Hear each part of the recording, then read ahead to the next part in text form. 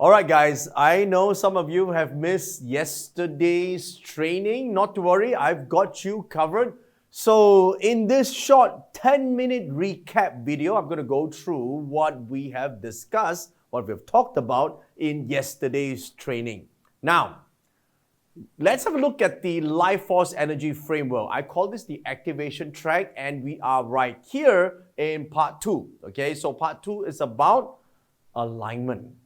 Now, before I go into the details of what alignment is, part of the training, we first went through the awakening space assignment. What is the right way to do it and what is the wrong way to do it? I think a lot of people made some mistake when they are writing the filling up the assignment, because they can't even be clear about what their goals are, and they don't know what's the cost of staying the same.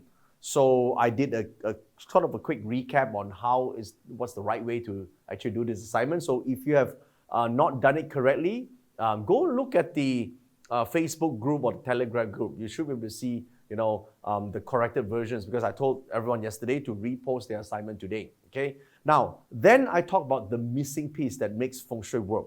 The ultimate framework that puts all my 30 years experience in teaching, practicing, and using Feng Shui, the framework that gets you scalable results. And the framework is this. So this framework begins with the core forces, then it goes up to the 5 essential functions, then it goes up to the vibrational sync method, then it goes up to energy alignment code, then it goes up to Feng Shui spatial transcendence. What it really means is all Feng Shui, every system of Feng Shui, because there are different conflicting theories. I'm pretty sure a lot of people have this idea like, this guy say that, this guy say that. They all have some core universal fundamentals. That doesn't matter what schools you apply or what system you apply in Feng Shui, the core forces are the same. 5 elements, yin and yang, 12 branches, 10 stems, 24 directions, same. Okay? North is north, south is south. And then there are functional aspects of Feng Shui. Right? Functionals, what are you using Feng Shui for? Are you using it to correct something, enhance something, predict something, right? Are you using Feng Shui to mitigate something? What is it that you're using Feng Shui for? That is more important than trying to say which school is more authentic. Get what I mean? And then which areas do you apply Feng Shui to? That's so important, right? So a lot of people focus on the wrong things in Feng Shui. What actually matters in Feng Shui? It could be your door, could be your desk, could be a balcony, could be your stove, right? Could be your bed. Which one, right? Once you understand the functions, then you deploy systemic Feng Shui. That's called vibrational sync method. So when you want Feng Shui to affect the entire building, right? You have 4, 5, 6, maybe even 10 people living in the same home, and you want it to be good for everybody, or you want to solve a collective problem, systemic Feng Shui. It's kind of like taking a medication and improve overall health. Then as you go deeper into Feng Shui, you have specific challenges, specific goals. Remember the assignment? We talked about, what is your real goal? What do you want to achieve, right? So targeted approach to Feng Shui is when you specifically target one aspect of your life that you want to improve. That's called a targeted approach. So when a person that's not learned in Feng Shui, or when they learn Feng Shui, but they have sometimes when they learn Feng Shui from the systemic approach and targeted approach, and they can't differentiate the two, that's when they find there are conflicting theories. But actually they're not conflicting, they're just different functions.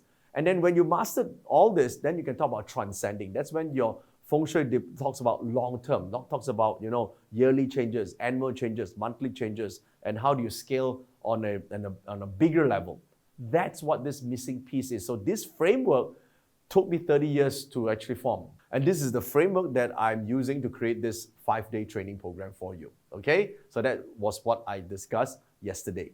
Now, then we move on to the aspect of systemic Feng Shui. One of the aspects of systemic Feng Shui is to learn about the 8-mansion system of Feng Shui. So the 8-mansion system of Feng Shui, I think you've seen it, right? You have your creative and wealth sector, you have your health and well-being, you have a social charisma, right? You have all these sectors. What do they mean? What do they cover? I went through that in detail. So if you have not already watched the replay and you're part of the VIP, you should go and watch the replay. And if you're part of VIP as well, there's also an extensive set of notes for you that also covers the yin sectors, such as the adventure sector, such as the likability sector, such as the spiritual sector, and then also the trials and tribulations. Now that forms a very important basis for parts 3 and 4, because that is a systemic approach. But on top of that, what you're going to be learning in part 3 is what are the dynamic changes that apply onto this template. Okay, now to do that, part of the training yesterday, I also talked about the difference between sectors, which is AKA location, and facing, meaning a direction. And it's important to understand this, because once you understand this, you literally master the art of applying Feng Shui. Because Feng Shui is literally just sector and facing all the time, right? It's either one or both.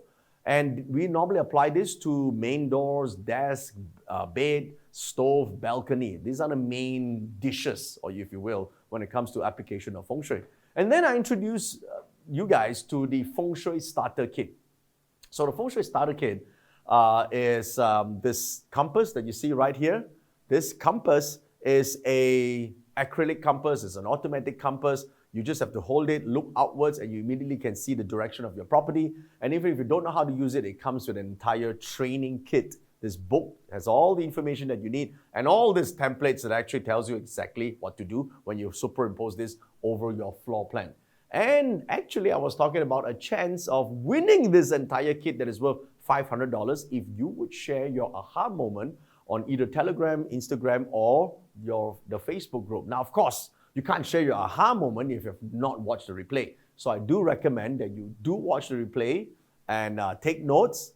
Take note of what is your aha moment, and then go and share it on Telegram, and you might stand a chance to win this $500 gift set.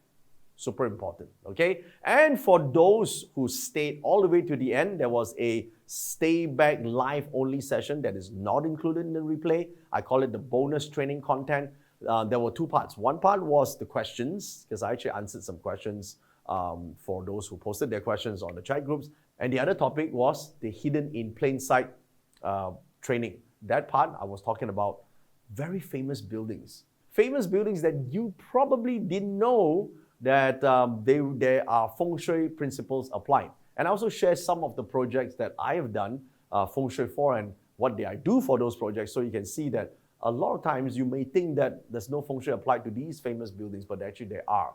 So if you were there live yesterday, you would have gotten this very special training or bonus content as well, okay? Now, so if you have not already done so, please go and do the assignments because this will get you ready for part 3. And if you can, I would urge you to watch the replays for part 1 and part 2 before the 5-day limit if you're on the VIP. You can always fast forward, right, certain sessions, but please take note, learn as much as you can. And when you're ready, I will see you in part 3 of our training.